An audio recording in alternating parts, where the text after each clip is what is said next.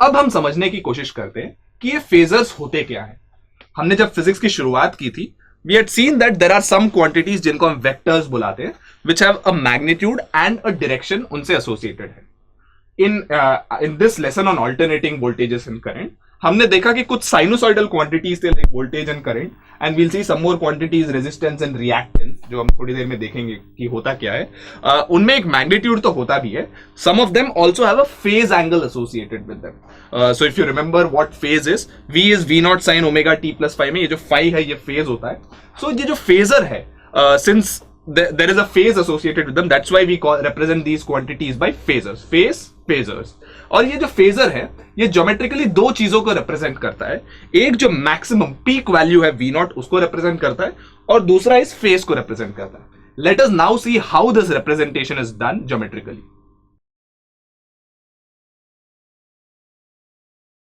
सो अब हम देखते हैं कि किसी भी sinusoidal quantity, let's say v is v not sine omega t plus five, उसको ज्योमेट्रिकली कैसे फेजर से रिप्रेजेंट करते हैं।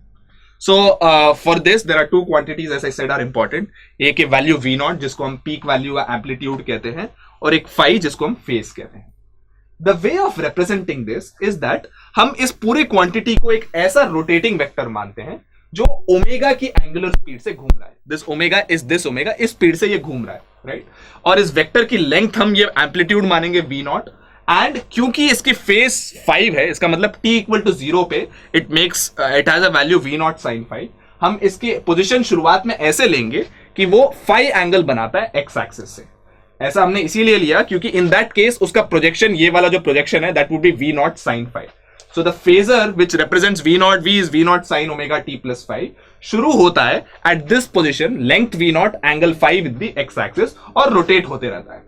इससे ये रिप्रेजेंटेशन कैसे होता है, क्योंकि अगर वो ओमेगा से रोटेट हुआ starting from at t equal to 0 5 वाले पोजिशन से, तो वो टाइम t के बाद और ओमेगा t रोटेट होगा। सो वो टोटल एंगल बनाएगा 5 प्लस ओमेगा t, और उसकी लेंथ तो वही रहेगी because it's rotating with the same length. और उसकी y एक्सिस में प्रोजेक्शन क्या होगी, ये टोटल एंगल हो गया 5 plus omega T, length is v nought, so this projection has to be v not sine of omega T plus 5, which is basically the instantaneous value.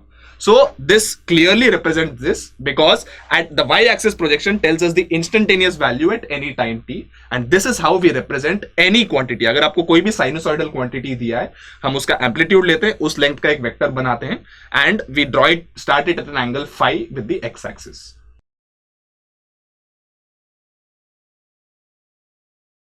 So now that we have some idea कि हम phasors को कैसे represent करते हैं, let us look at some examples. So मैंने दो example लिए, एक वोल्टेज का और एक करंट का। A voltage which is represented by V is 100 sin 50. इसको हम फेजर से कैसे रिप्रेजेंट करेंगे? So if you look at this, इसमें दो क्वांटिटीज इंपॉर्टेंट है। एक है इसकी पीक वैल्यू जो क्लियरली 100 है, और इसका फेज। यहाँ पे फेज तो कुछ दिख नहीं रहा है, which means it's 50t plus 0. So phi initially 0 है, राइट। ओमेगा आप इससे निकाल सकते हैं, 50 है, राइट। इसको फेजर में कैसे रिप्रेजेंट करेंगे, हम बेसिकली एक रोटेटिंग वेक्टर इमेजिन करेंगे जिसकी लेंथ 100 है और जो शुरुआत में 0 डिग्रीज बनाता है एक्स एक्सिस से, and that has to be a vector of length 100 जो एक्स एक्सिस से अलाइंड है because it makes 0 degree with the X axis. Obviously हम रोटेशन दिखा नहीं सकते ऑन अ बोर्ड, अब रोटेटिंग वेक्टर तो हर बार बना नहीं सकते, so we will always represent only the initial position, और हम इमेजिन कर लेंगे कि वो रोटेट हो रहा है, right. Then we basically then understand that the projection is going to be the instantaneous value. Similarly current, ये सेम चीज करंट के लिए भी वही है, जस्ट v की जगह i आ गया, the same representation. i is 20 sin 30t minus pi by 3। यहाँ पे हम देख सकते हैं पीक वैल्यू 20 है, सो लेंथ वेक्टर का हमारा 20 होगा। ओमेगा की वैल्यू 30 है because omega t is 30t, और यहाँ पे जो फेस है वो माइनस पाई बाई 3 है। हमको पॉजिटिव एक्स एक्सिस से एंगल बनाना है, सो माइनस पाई बाई 3 ऊपर जाने के बजाय नीचे आएंगे। You already know the convention for angles की पॉजिटिव एंगल क्या होता है, नेगेटिव एंगल क्या होता है। So this is the initial position of our phasor, and then we have to imagine that it rotates at an angle of at a angular speed of 30 radians per second. I hope ये दोनों representations आपको clearly समझ गए।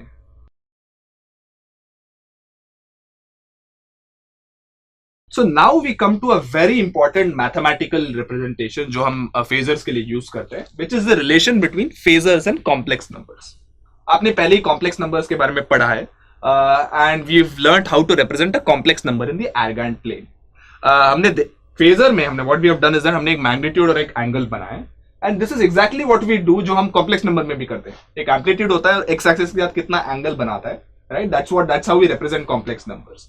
सो and we have seen that जब अगर magnitude are है और x axis के साथ थीटा बनाता है, हम उसको रिप्रेजेंट करते हैं as R E power I theta. उस कॉम्प्लेक्स नंबर को ऐसे रिप्रेजेंट करते हैं, where E power I theta stands for cos theta plus E power I phi है अगर, तो cos phi plus I sine phi, where this I was root of -1. This is how we used to represent it. जो y axis है वो imaginary axis होता था और x axis real axis होता था. यहां पे भी हम वही कर रहे हैं.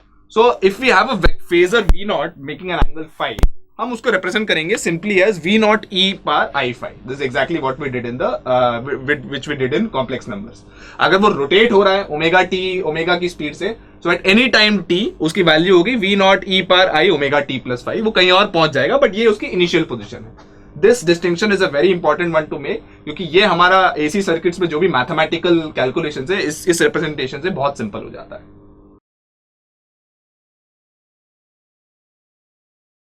तो अब हम देखते हैं कि कॉम्प्लेक्स नंबर्स यूज करने से मैथमेटिकली कितना सिंप्लीफाई हो जाता है एसी सर्किट्स को एनालाइज करना.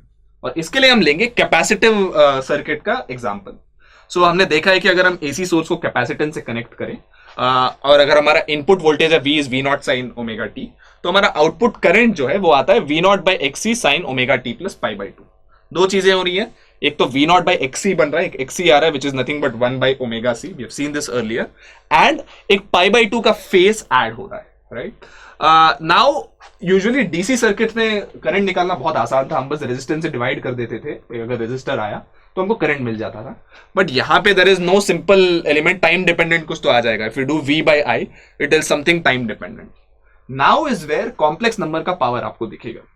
अगर हम इन दोनों को कॉम्प्लेक्स नंबर के तौर पर रिप्रेजेंट करें, सो v is v not sine omega T को मैं अगर लिखूं v नॉट e पर i omega T, this representation is correct, क्योंकि इसका जो इमेजिनरी कंपोनेंट है v not cos omega T plus i v not sine omega T, that is exactly this representation.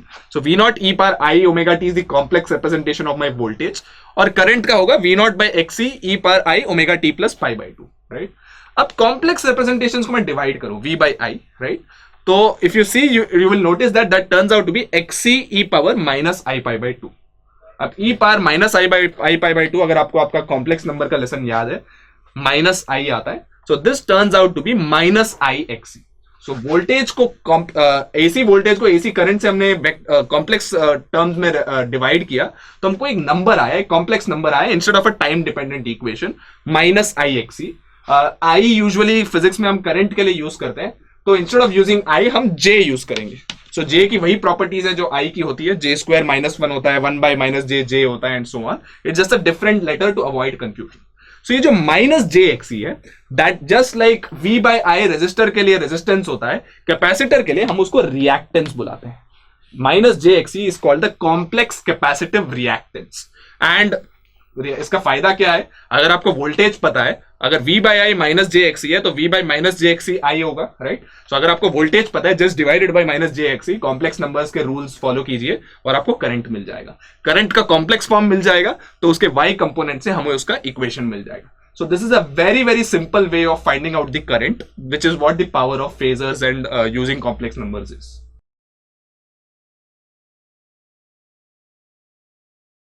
So हमने देख लिया कि जो कैपेसिटिव रिएक्टेंस है, how it is useful in finding out current. Let us verify indeed कि ये phasor representation में भी true होता है. Learn some algebraic tricks around this.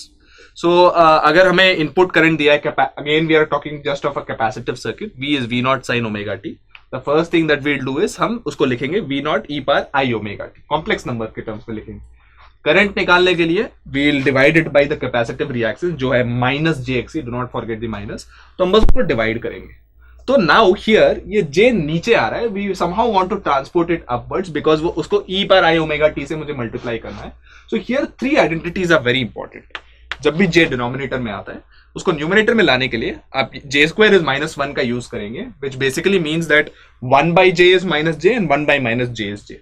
यहाँ पे 1 बाई माइनस जे है, राइट? सो आई विल ऊपर 1 by minus J is J, so this is equivalent to V not by X C E power I omega T multiplied by J. अब J जो है which is I is nothing but E power I pi by two, so उसको multiply करने से बन जाएगा V not by X C E power I omega T plus pi by two, जो exactly हमारा करंट था. सो दिस वेरीफाइज दैट हमारा method सही है, राइट? अब फेजर के टर्म पे आकर रिप्रेजेंट करना है तो इनिशियली जो वोल्टेज है that is represented by this phasor v naught sin omega t plus 0 है, so it will make 0 angle with the x axis. और जो current है उसका क्या हुआ, it becomes v naught I naught sin omega t plus pi by 2, और complex number के terms में देखें omega T plus pi by 2 से रोटेट हो गया है. सो जो v नॉट है वो पाई बाई 2 से रोटेट हो गया, करंट यहां आ गया, so it has got rotated bye 90 degree. In general this is one a very important thing जो आपको पता होना चाहिए. अगर आप किसी भी कॉम्प्लेक्स नंबर को j से मल्टीप्लाई करते हो, if it's multiplied by plus j तो प्लस पाई बाई 2 से रोटेट होता है वो फेजर, और अगर माइनस j से मल्टीप्लाई करते हो तो उल्टे डायरेक्शन में पाई बाई 2 से रोटेट होता है. फिर मल्टीप्लाई बाय माइनस j तो यहां से हो जाएगा, यहाँ पे प्लस j से हो रहा है. वेरी इंपॉर्टेंट मैथमेटिकल थिंग, और इस रिप्रेजेंटेशन से होपफुली आपको क्लियरली विजुअलाइज हो रहा है कि वोल्टेज और करंट का क्या इफेक्ट होता है ना कैपेसिटिव सर्किट. तो अब इंडक्टर में भी देखते हैं कि कॉम्प्लेक्स नंबर्स यूज करके कैलकुलेशन सिंप्लीफाई कैसे होते हैं. So if you have an AC source connected across an inductor, हमने देखा था कि अगर v not sine omega T है, I होता है v not by XL sign omega T minus pi by 2. Two things happening again, XL से divide हो रहा है और माइनस पाई बाई 2 का फेज आ रहा है. ये जो एक्सएल है वो nothing but omega into L, where omega is the angular frequency जिस पे वो ऑपरेट कर रहा है. लेट्स सी कि कॉम्प्लेक्स नंबर से ये कैसे सिंप्लीफाई होता है. सो हम likewise just like we did in capacitance, v is v naught e पार आई ओमेगा टी लिखेंगे वोल्टेज को, और करंट को लिखेंगे v not by X L e पार I omega T minus pi by 2. So अगर हम v बाई आई करें, we will obtain xl e power I pi by 2. e power I pi by 2 is nothing but our complex number I, if you remember. और उसको क्योंकि I और current confuse होता है, हम उसको लिखेंगे jxl. सो इंडक्टिव सर्किट में एक इंडक्टर का जो jxl है, that is nothing but that's called the inductive reactance. ये इसको हम कह सकते हैं इंडक्टर के रेजिस्टेंस के बराबर होता है for an AC circuit, right. So jxl is the inductive reactance in this case. And if you notice, अगर हमको फेजर में रिप्रेजेंट करना है, all that will do is voltage से हम jxl डिवाइड करेंगे जो इंडक्टिव रिएक्टेंस है. Will use the fact that 1 by j is minus j. सो हम वोल्टेज से करंट निकालते हुए एसेंशियली क्या हो रहा है कि माइनस j से मल्टीप्लाई हो रहा है और एक्सएल से डिवाइड हो रहा है, और माइनस j से मल्टीप्लीकेशन हमने देखा था is equal to rotating by clockwise by pi by 2. So अगर इनिशियल वोल्टेज ऐसा है तो एक तो मैग्नीट्यूड घट जाएगा, एक्सएल से v नॉट बाई एक्सएल बन जाएगा और वो रोटेट हो जाएगा by minus pi by 2. So this is how you will represent this in a diagram. So I hope you are clear about what inductive reactance is and how it can be used to compute both the phase and the magnitude of current in an inductive circuit. तो अब तक हमने देखा है कि resistance में, capacitance में क्या होता है, इंडक्टेंस में क्या होता है, रिएक्टेंसेस क्या होता है. The simplest of all of these is probably the resistive circuit, right. हमने देखा था कि अगर रेजिस्टिव सर्किट है तो अगर an input is v not sine omega T, current is v not by R sine omega T, in phase होते हैं. तो अगर हम कॉम्प्लेक्स नंबर की तरह ट्रीट करें, v होगा v नॉट ई पार आई ओमेगा टी, i होगा v not by R e पार आई ओमेगा टी. इनको डिवाइड करने पे there is no complex component, we simply get v by I is R. So this basically tells us कि resistor बिल्कुल वैसे ही behave करता है जैसे डीसी सर्किट पे बिहेव करता है, right. There is no phase change it introduce. So resistance, अगर सर्किट में सिर्फ रेजिस्टेंस है, जो वोल्टेज है और वो करंट है वो फेज में होते हैं. So if I were to represent them in a phasor, v naught भी उसी डायरेक्शन में होगा और I नॉट भी उसी डायरेक्शन में होगा. There is going to be no phase change, right. So resistance के लिए कोई रिएक्टेंस नाम के टर्म की जरूरत नहीं है, वी जस्ट यूज R.